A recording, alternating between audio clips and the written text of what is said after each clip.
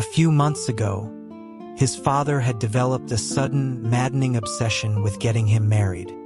It started with a relentless barrage of setups, nearly a dozen blind dates in a single month, covering half the eligible women in Northwood City. Ethan couldn't take it anymore.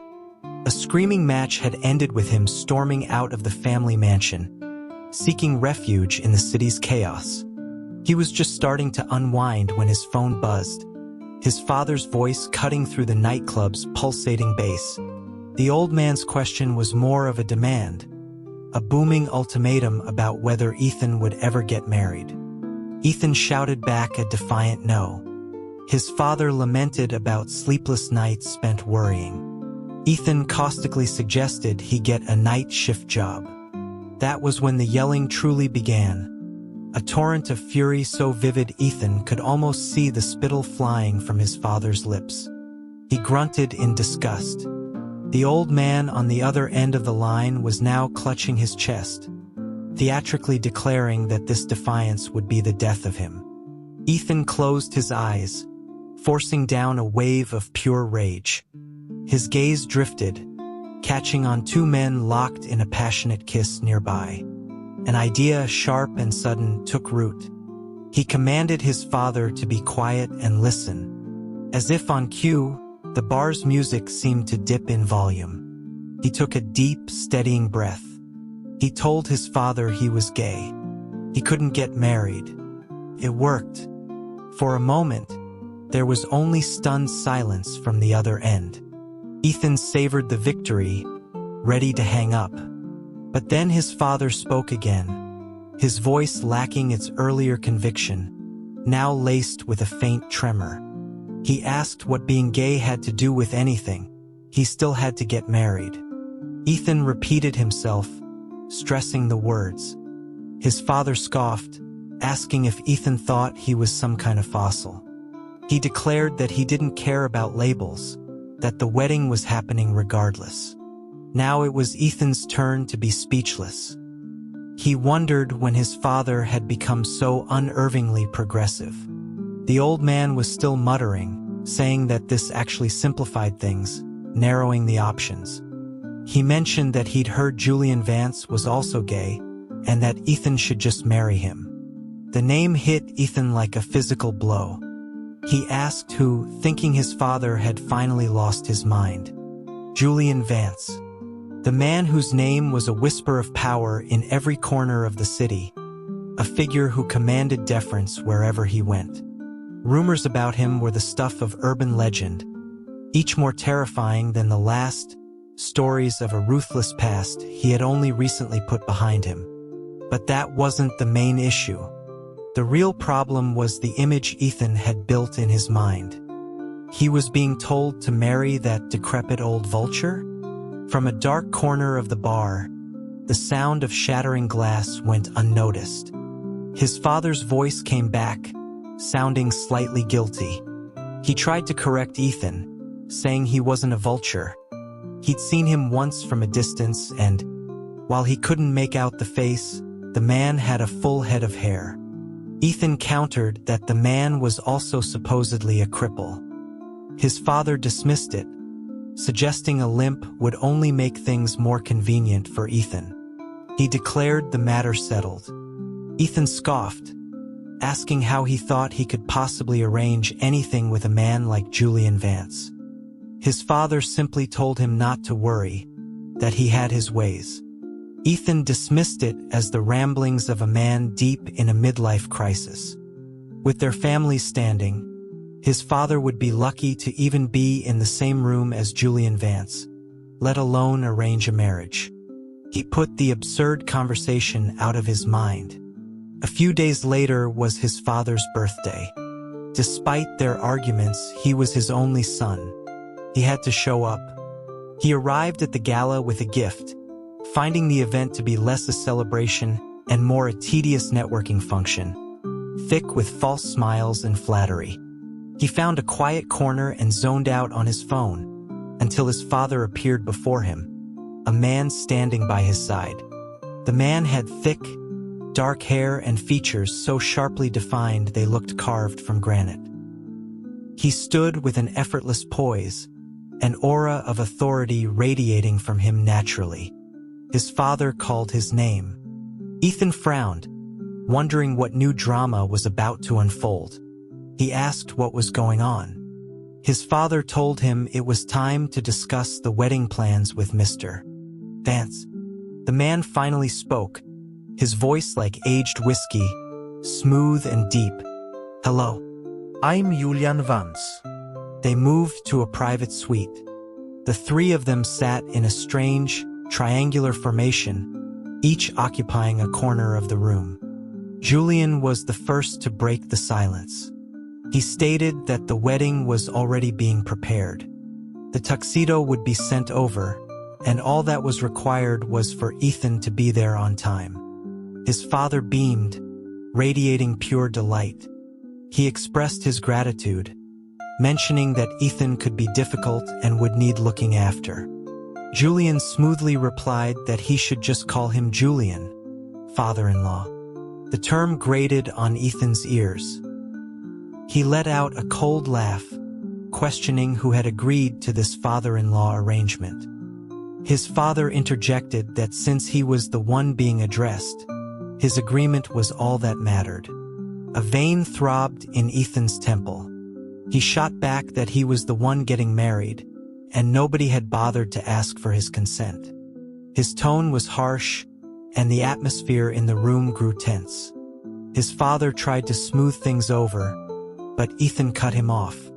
Julian simply smiled.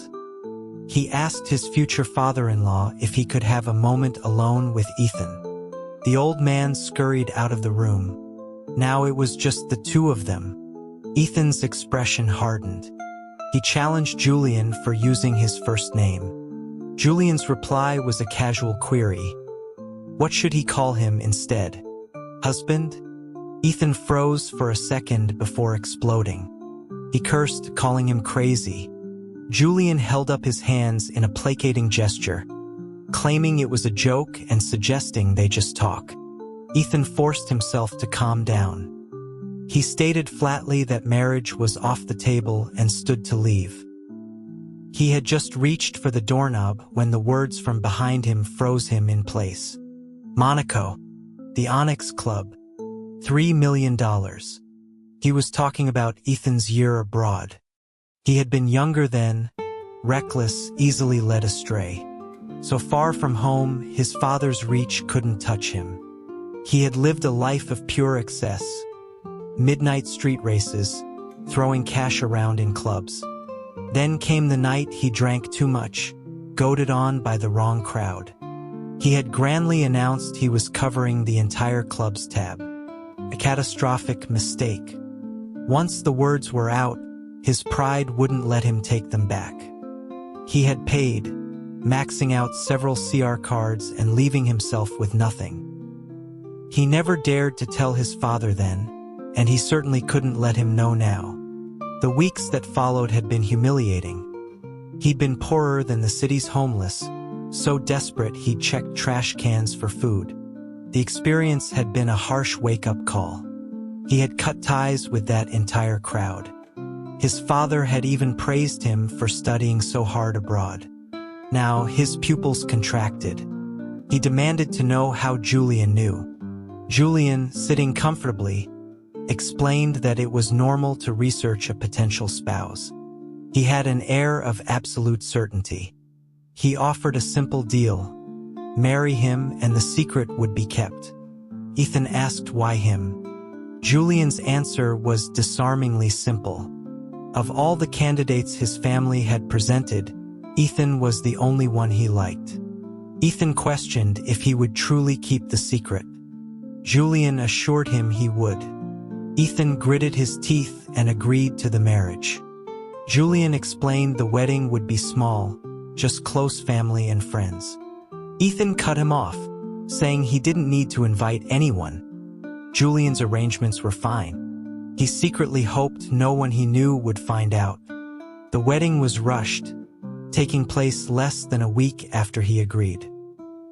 His father looked at him in his suit, overcome with emotion. Ethan stood stone-faced, ignoring him. The ceremony was just as Julian had described. Not ostentatious, but so low-key it felt more like a dinner party with friends, just with the added formality of vows and rings.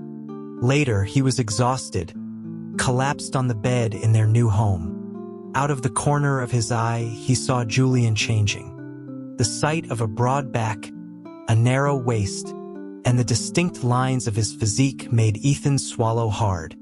He rolled onto his stomach and started counting the gift envelopes to distract himself.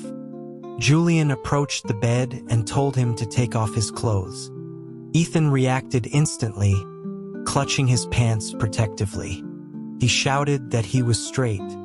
A moment later, a sharp smack landed on his backside. Julian's voice was firm. No swearing. The sudden, unexpected touch on a part of his body no one had touched in years sent a strange, tingling numbness through him, followed by a hot wave of shame. He jumped up, face flushed, clutching his rear.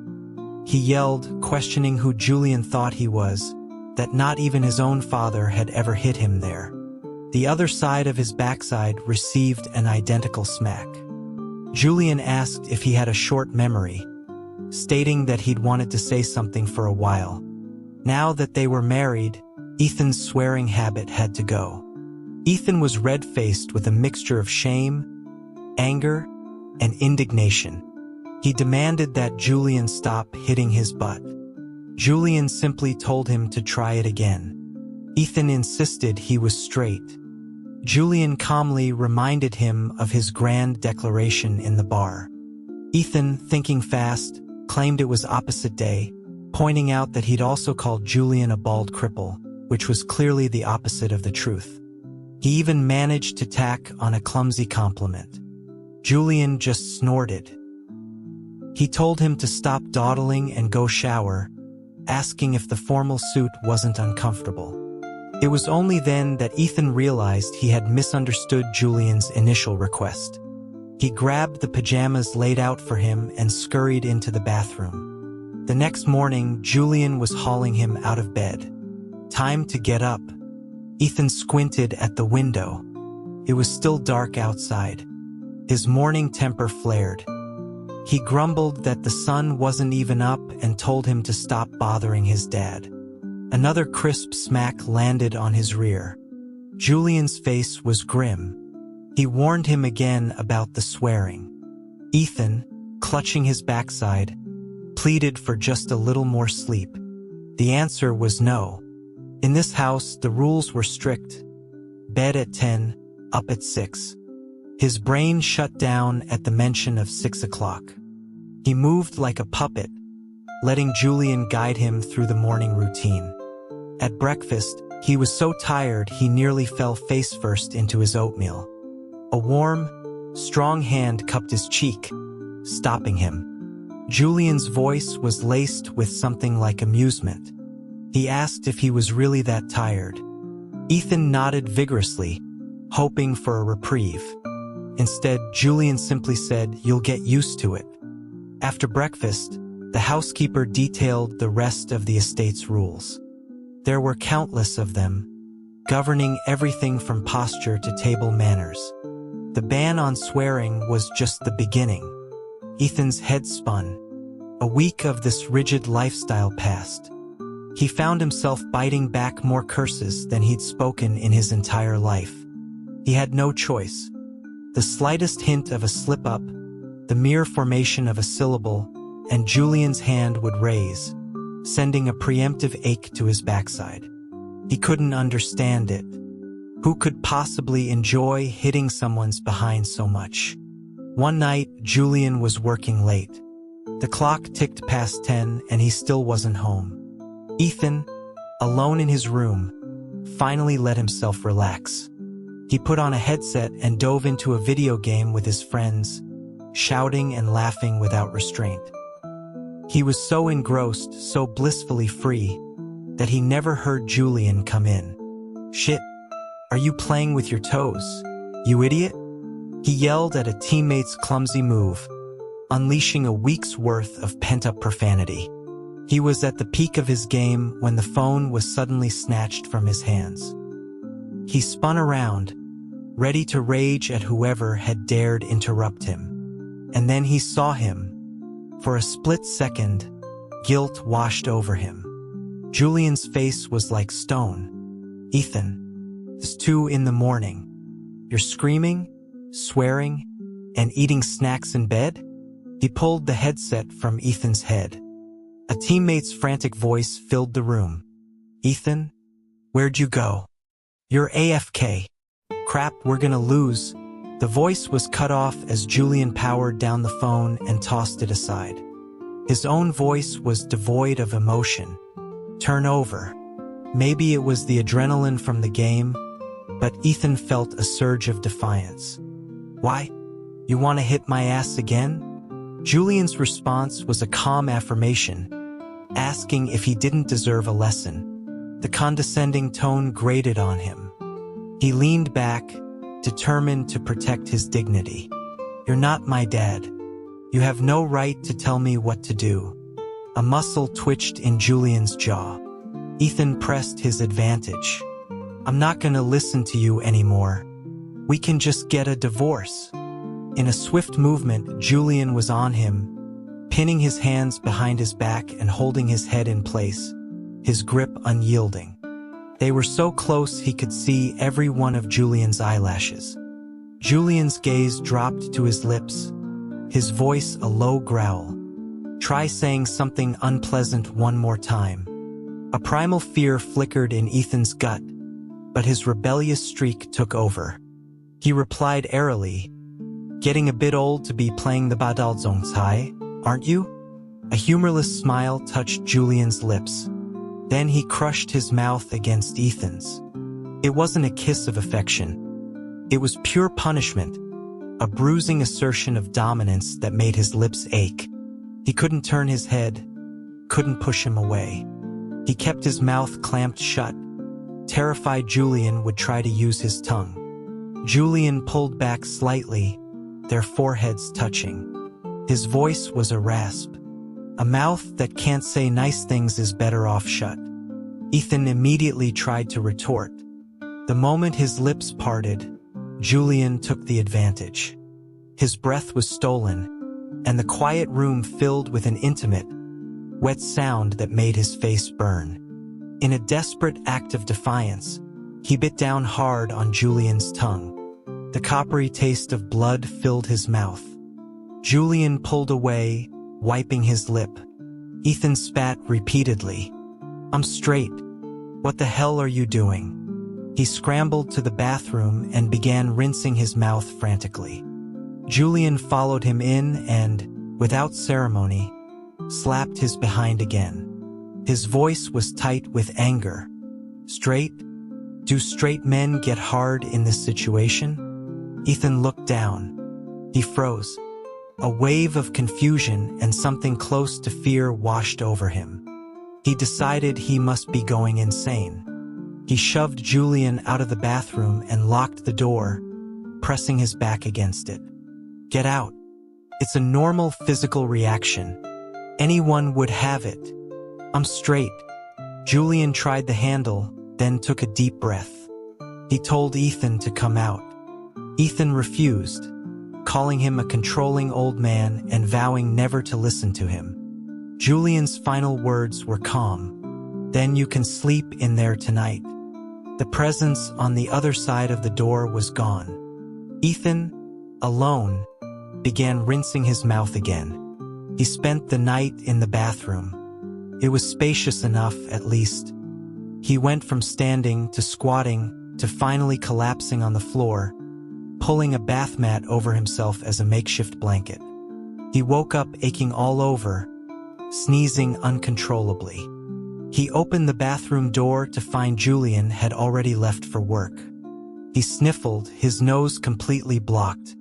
After cleaning up, he went for breakfast only to find he'd missed the designated time. The housekeeper informed him apologetically that the kitchen was closed. He snapped that it was fine, he didn't want their food anyway. He put on his shoes and stormed out. Realizing he had no car, He marched back to the garage and took the most expensive sports car he could find, roaring away from the estate. The flashy car weaved through city traffic until it reached his favorite Greasy Spoon diner. If Julian and his stuffy household knew about this, they'd probably lecture him about eating garbage. The thought of him made Ethan angry. He cursed him under his breath while viciously biting into a slider. Free from the constraints of formal dining etiquette, he devoured his meal and drove not back to Julian's house, but to his own apartment. It was empty. He remembered his father mentioning a trip around the world. He didn't care. He threw himself onto the couch and fell asleep. He woke to darkness. His phone was silent, no messages. An empty feeling hollowed out his chest. He realized with a jolt that he had been hoping for a message from Julian. The thought irritated him. He dug out his old game console and played furiously until the early hours of the morning. Nothing happened. No housekeeper came to announce meal times, and no Julian came to bust him for gaming. He should have been thrilled, but he just felt off. The flashing game over on the screen seemed to mock him. He stood up, shaking out his numb legs, and threw on a jacket to go find a late-night snack. The streets were deserted. A cold wind whipped around him, making his head spin. He felt hot, so he took off his jacket and tied it around his waist. A convenience store was just ahead, but it felt impossibly far away. His face was burning, his limbs felt like lead, and his steps were unsteady. It dawned on him that he was sick. It was all Julian's fault. He was determined to make it to the store, but after a few more steps, he staggered and nearly collapsed. A pair of hands caught him, their owner radiating a cool air that soothed his feverish skin. He looked up into a handsome, familiar face. So you really couldn't curse people behind their back. His fever-addled brain was conjuring hallucinations of the man himself. Julian touched his forehead, then let out a short, humorless laugh. "Ethan, you're really something else." So it was him, in the flesh. His sluggish mind failed to process it. He gave up and sagged against him, mumbling that if Julian didn't want to deal with him, he could just leave him there. Julian took off his own coat and wrapped it tightly around Ethan before bundling him into the car. The coat held Julian's warmth, and Ethan burrowed into it. Julian glanced at him and accelerated. The car stopped in front of the mansion. Julian told him to get out. Ethan, delirious, glared at him and slurred, "Stop ordering me around." Julian said nothing more. He simply got out, opened Ethan's door, and lifted him into his arms. Ethan struggled weakly, protesting, but was carried inside and tucked into bed. He was shivering one moment and burning the next. It was miserable. Then, a glass of warm water was pressed to his lips. "Open up. Take your medicine." It was that same commanding tone he hated. He turned his head away. Julian sighed, then popped the pills into his own mouth, took a sip of water, and pressed his lips to Ethan's, transferring the medicine. The bitter pills went down, but some of the water trickled down Ethan's chin. Julian licked it away. The audacity of it snapped Ethan out of his stupor. He kicked at him weakly. "Are you sick in the head? You wouldn't take the medicine. Did you want to burn up until you were an idiot?" "You're the idiot," Ethan retorted. "Your whole family." Right. Now sleep. You'll feel better when you wake up." Ethan vowed to settle the score in the morning, then fell into a deep sleep. Throughout the night, he was vaguely aware of someone adjusting his blankets and checking his temperature, the cold thermometer making him flinch. A low voice soothed him, telling him it would be over soon. By the time the sky began to lighten, the presence beside him finally seemed to relax. He woke up starving. He opened his eyes to the familiar yet still foreign decor and wondered how he had ended up back here. Julian appeared, dark circles under his eyes. "You're awake? I had the housekeeper make you some congee. Get up and have some." His throat was raw, but it didn't stop his sarcastic reply. "What time is it? Are you sure there's food available?" He was determined to be difficult. "I thought there was no eating outside of mealtimes. I thought it was up at 6, bed at 10. I thought a little swearing got you a spanking." The more he thought, the angrier he got. He shot Julian a glare and pulled the covers back over his head. Julian pulled him out. Exceptions can be made for illness. He placed his hands on Ethan's waist. Ethan squirmed away. "Don't touch me. Do you really hate it that much?" He did feel strange about it, uncomfortable. He just mumbled a yeah, not looking at him. Julian watched him for a long moment, then seemed to concede. "Fine. I'll keep my distance from now on." There it was again.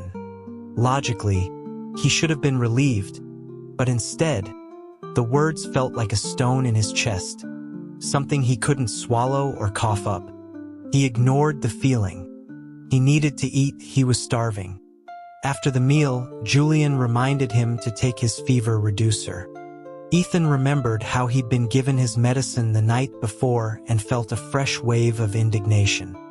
He crunched the bitter pills between his teeth and swallowed them dry. Lying on the sofa, he started to prop his feet up, then caught Julian's disapproving gaze and quickly put them down. Julian looked away, commenting coolly that he could be lenient while he was sick. Ethan raised an eyebrow. A get-out-of-jail-free card. He took full advantage, lounging however he wanted, scratching wherever he pleased. At one point, his shirt rode up, exposing the skin of his lower back. Julian's eyes narrowed. "Fix your shirt." Ethan complied. The fever broke quickly, and so did his immunity. Soon, he was back to the early mornings and strict mealtimes. Life seemed to return to its previous rhythm, with one major difference. Julian was truly keeping his distance. He didn't even react to Ethan's swearing anymore. They lived under the same roof like roommates, and it drove Ethan mad. His simple brain couldn't process the complex frustration. He just knew he hated this detached version of Julian. So he decided to provoke him. He knew Julian's triggers, things like eating in bed. He bought the smelliest snacks he could find and proceeded to feast in their bedroom. When Julian came home from work, his brow furrowed the moment he walked in. Ethan watched him, certain this would finally earn him a lecture. Instead, Julian said, "Ethan, you should eat less junk food. It's not good for you. If you're hungry, you can ask the housekeeper to bake some healthy, oil-free crackers. She makes excellent ones." TSK. So sanctimonious. He didn't want to hear it. What was it Julian had said about mouths that couldn't say nice things? Ethan couldn't remember. He shoved another handful of chips into his mouth, letting his greasy fingers hover precariously over the pristine duvet, dancing on the edge of Julian's patience. He reverted to his old ways of speaking. Yeah, old man. Stop trying to lecture me." Julian just nodded. "Just have the housekeeper clean up when you're done." And he left. Ethan sat there, stunned. He wasn't angry. He wasn't going to hit him. He wouldn't even yell. It left Ethan feeling strangely deflated. The snacks lost their flavor. He tossed them aside and called for the housekeeper. This boring, detached life left him simmering with a low-grade anger. The sudden appearance of a stranger in their house made it worse. Julian, a boy who couldn't have been more than 18 or 19, with a shock of bright blue hair, shouted Julian's name as he kicked his shoes off haphazardly in the entryway. Ethan's brow twitched. Julian was always on his case about placing his shoes neatly. The blue-haired boy walked over, saw Ethan, and his own delicate eyebrows knitted together. "Who are you?" "Your father," Ethan snapped. The housekeeper appeared with a pair of slippers. "Young Master Leo, it's been a while. Please put these on." "Nag the boy," Leo muttered.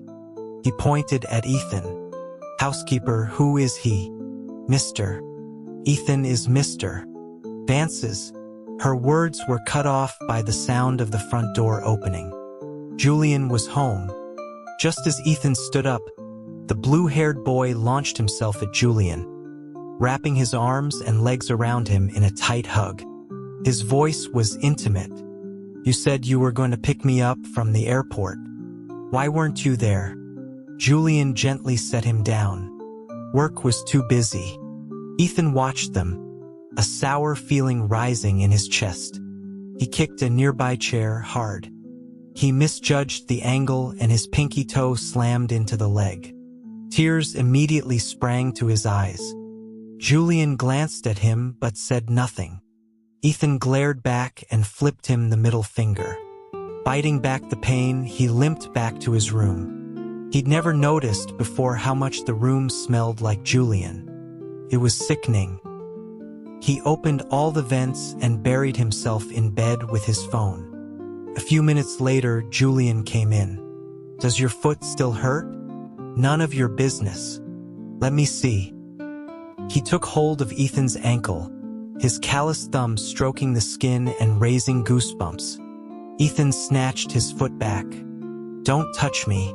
You're filthy. Did you even wash your hands after hugging that blue-haired kid? He has a name. It's Leo. I don't care what his name is. Get out." Julian, pushed back by Ethan's hostility, took a step away. "Why are you in such a bad mood today?" "This is just my mood. If you don't like it, go find your precious, good-tempered Leo." Ethan rolled over and cocooned himself in the blankets. Julian looked at him thoughtfully for a moment before saying, "Leo is certainly more obedient than you are. He was the one who put his shoes away neatly. He was the one who got up on time every day. He was the one who didn't even dare cross his legs on the sofa.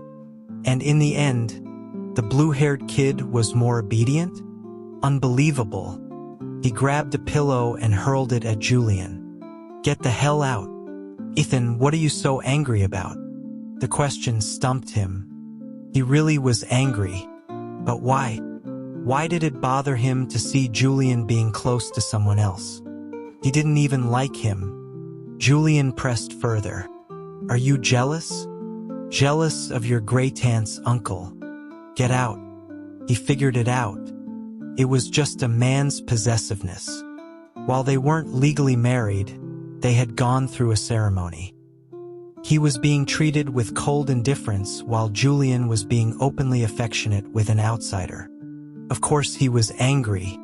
Having rationalized his feelings, he kicked Julian out of the room. At dinner, the housekeeper knocked on his door. He dragged himself out of bed, only to find the two of them sitting close together at the table. He'd lost his appetite.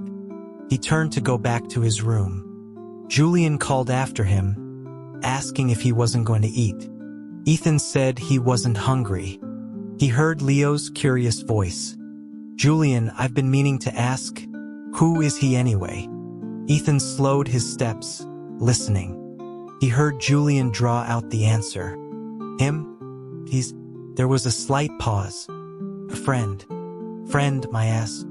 He didn't call him a friend when he was kissing him. Fury surged through him. He went back to his room and lost 2 games in a row, which only made him angrier. He threw his phone down, went to the garage and took a sports car out to blow off some steam. He drove to the nearest racing club. The manager saw him and joked, "Ethan, long time no see. Which track are you hitting tonight?" He chose the most dangerous one. The car screamed along the winding mountain road, the rush of adrenaline a temporary cure for his frustration. He floored it, the rear of the car grazing the cliff's edge. When he reached the finish line, someone reported his time. It was slower than his old records. There were more people at the summit than he expected. He took off his helmet and came face to face with a few old acquaintances. They greeted him with mocking smiles, asking where he'd been, saying they'd heard he'd gotten married off. They laughed about how he'd forgotten his days of throwing money around.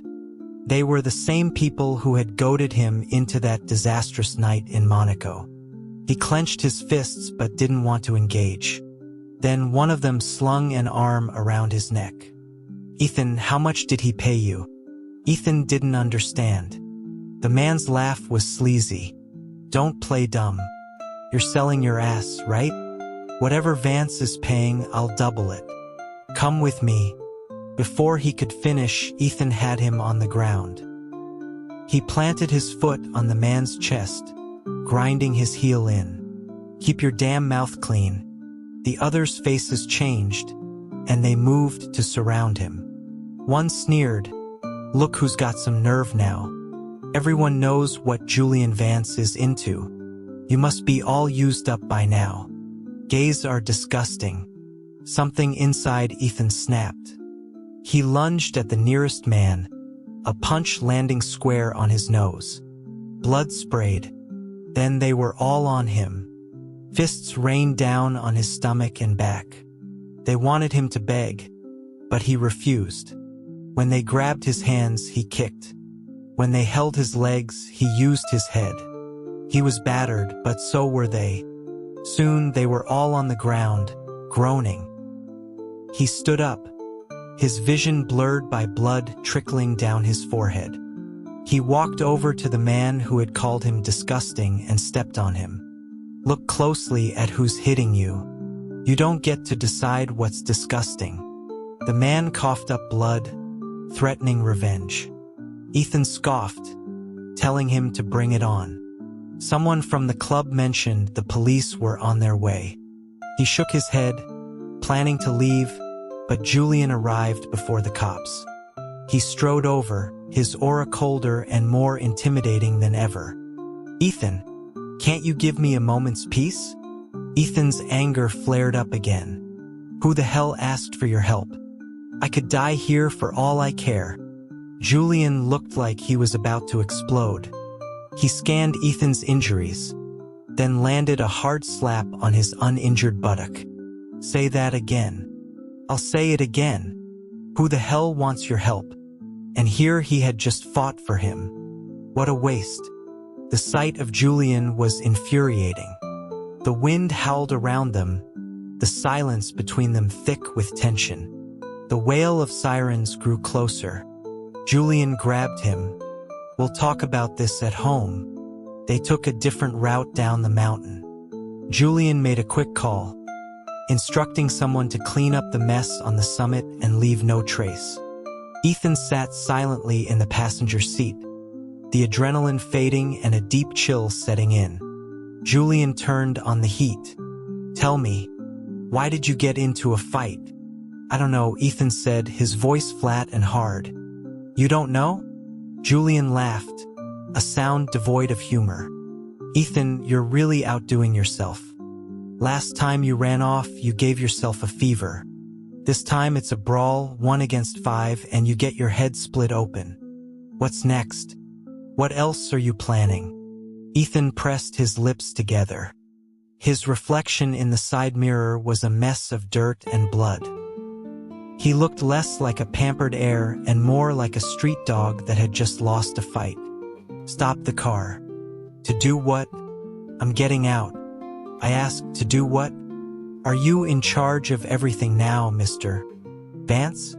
Is it your business where your friend is going? Stop the car or I'm jumping out." Julian didn't answer. Ethan counted to 3, then unbuckled, opened the door and launched himself out. The car's momentum sent him tumbling. He heard Julian scream his name. He ignored it, scrambling to his feet and stumbling away, clutching his injured arm. The car screeched to a halt, nearly hitting a wall. Julian stormed out, scooped him up, and threw him over his shoulder. A heavy hand landed on his rear. The sharp crack echoed in the empty street. This wasn't a playful tap. It was fueled by pure rage. Ethan was stunned, a burning pain spreading across his backside. "Julian, are you insane?" "Yes, I am. Insane for getting involved with a disaster like you. Who the hell forced you to?" Another smack landed. That's one slap for every curse word, including the ones from before. "You owe me more than a dozen." At this rate, his ass would be pulverized. He was so furious he could have spit blood. He kicked and punched, but Julian was unmoved. He settled for biting down hard on Julian's shoulder. Julian hissed in pain but retaliated immediately, twisting his head to sink his teeth into Ethan's thigh. The sharp pain was far worse than the bite on the shoulder. Ethan yelped. The short walk back to the car felt like an eternity. He was glaring, eyes red with fury. "You're sick. Still swearing? Then just beat me to death." Julian's chest heaved. He looked around, then slammed Ethan against a nearby wall. With one hand, he pinned him. With the other, he yanked down his jeans, exposing one side of his rear to the cold night air. The sudden chill gave him goosebumps. Julian's hand came down again, slapping them all away. "Say it again." Ethan's mind went blank. "I won't. I really won't say it again." Seeing he had finally surrendered, Julian pulled his pants back up. He shoved him into the passenger seat, strapping him in so tightly he could barely move, and drove to the hospital. He had more injuries than he realized, bruises and scrapes covering his body.